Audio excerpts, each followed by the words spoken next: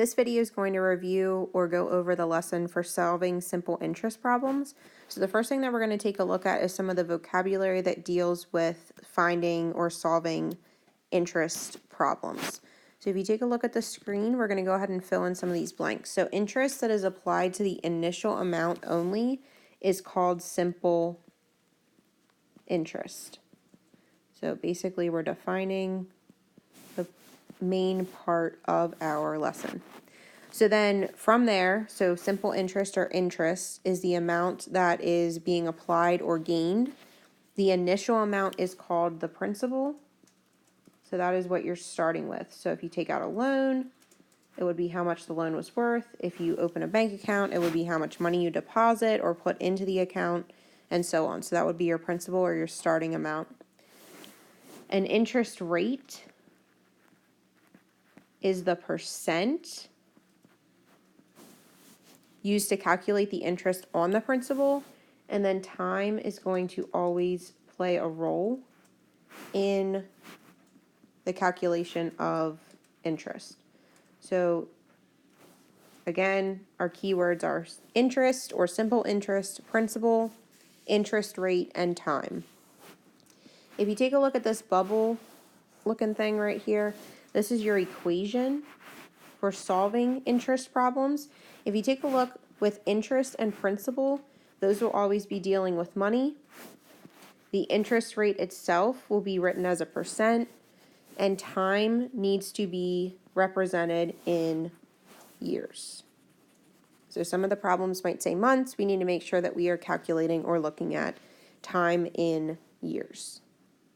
So we're going to use this equation to help us solve interest problems. I equals PRT, where I represents the interest, P represents the principal, R represents the interest rate, and T represents the time.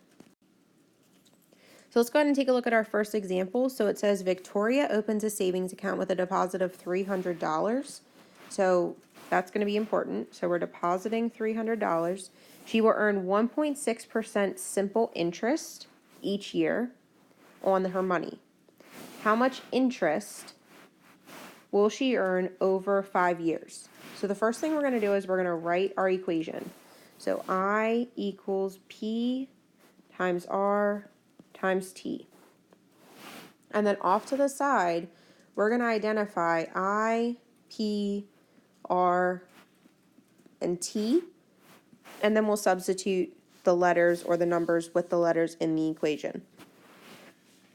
So if we take a look, we can see that Victoria opens a savings account with a deposit of $300. So that $300 is going to be the principal.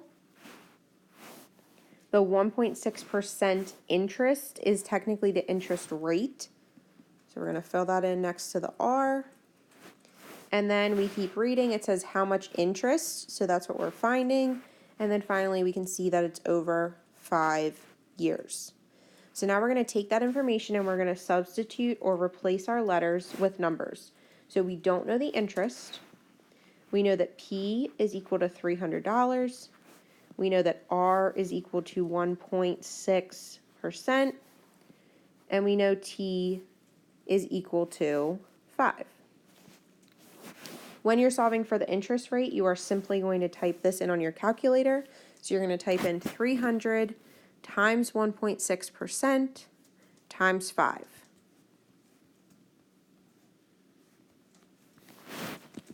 Once you hit enter on your calculator, you will see that you get an answer of 24. So in this example, your interest is equal to $24. Next example is looking at finding the percent of interest or the interest rate. So it says Maya's older sister got a loan to buy a used car. She took out a loan for $3,400. She plans to pay back the loan in 18 months, and her interest is $102. What is her interest rate? So the first thing that I'm going to do again is write down the equation. I equals P times R times T. And then I'm going to, again, off to the side, write down my letters. And I'm going to identify what each piece from the problem represents. So the first part where she took out the loan for $3,400 is my principal because that's the starting amount that she borrowed. The next thing that I come across is that 18 months. If you think back to what we talked about at the beginning, your months have to be in years. So we have to change 18 months into years. So we're going to do 18 months divided by 12 months, which will then give us the amount of years that 18 months is equal to. And that would be 1.5. So our time is 1.5 years. Our interest rate is what we are trying to find. And then finally, the $102 interest included tells us that 102 represents the interest. Again, we're going to go ahead and substitute. So I is equal to 102. P is equal to 3,400. We don't know what R is, and we know that T is equal to 1.5. If you look, I can see that I have two numbers here with an X in the middle. I'm going to combine these two numbers together. So I'm going to take 3,400 and I'm going to multiply that by 1.5 because that's going to simplify my expression down a little bit. So again, I'm going to type in on my calculator 3,400 times 1.5, and that's going to get me 5,100. I still have this times X, so I need to make sure I bring that down. And that whole thing is equal to 102. Again, this is what we've been doing. So we're going to draw our line down through the equal sign, and we're going to try and get X by itself by dividing on both sides, and we're going to divide by 5,100. My goal is to get to a percent, so we need to also make sure that we are multiplying by 100. So when I type in 102 divided by 5,100 and then multiply by 100, I get 2%. So 2% would be my interest on the loan. Example 3, Jake opened a savings account that earns 1.5% interest. Jake estimates that assuming he neither adds nor withdraws from his account, that he will earn $240 in interest after 10 years. How much did Jake deposit or when he opened the account? So again, we're going to write our equation. I equals P times R times T. I equals P equals R equals T equals. And now we're going to substitute. So the 1.5% is my interest rate. $240 in interest is my interest. 10 years is my time. And I am trying to figure out what the principal is because it says how much did he deposit. So again, we're going to go ahead and substitute. So this becomes 240 equals X times 1.5% times 10. I'm going to combine my two numbers.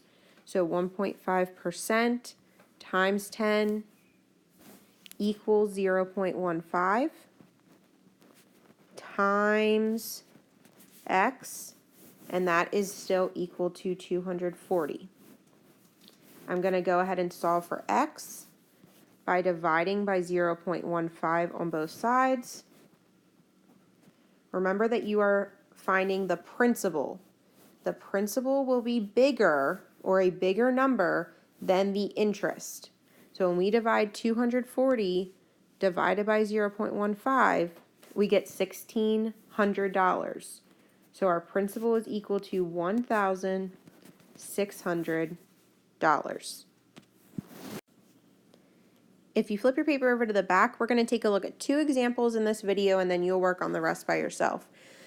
So number 2 says that DJ opened a savings account with $425. So he opened a savings account with $425. After 2 years, the total interest was $10.20. What was the annual interest rate? So we're going to go ahead and write our equation. And now we're going to identify our I, our P, our R, and our T. So if I take a look up here, he opened the savings account with $425. That's your principal.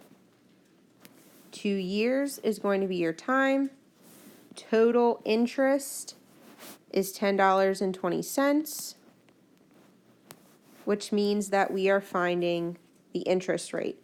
So we're going to go ahead and substitute. So $10.20 equals 425 times X times 2. Combine what we can. So we're going to do 425 times 2. 425 times 2 is 850.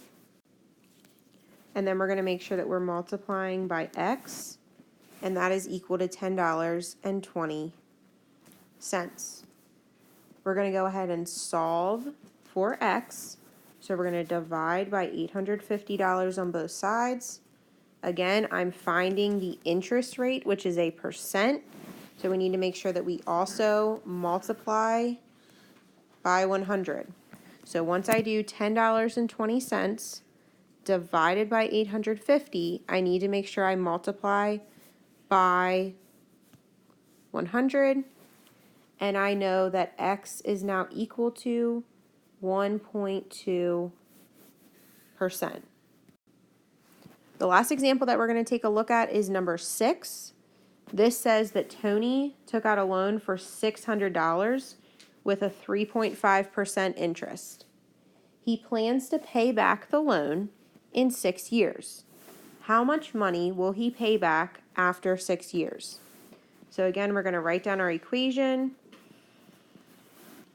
and then we're going to identify each piece. And if we take a look, we can see that the I, we don't know. P, our principal, he took out the loan for $600. Our interest rate is 3.5%, and the time is 6 years. So we're going to go ahead and substitute. X equals 600 times 3.5% times 6. We're going to multiply those three things together. This is the easiest form of finding interest. And we find that the interest is equal to $126. So if I know that interest is equal to $126, this says how much money will he pay back.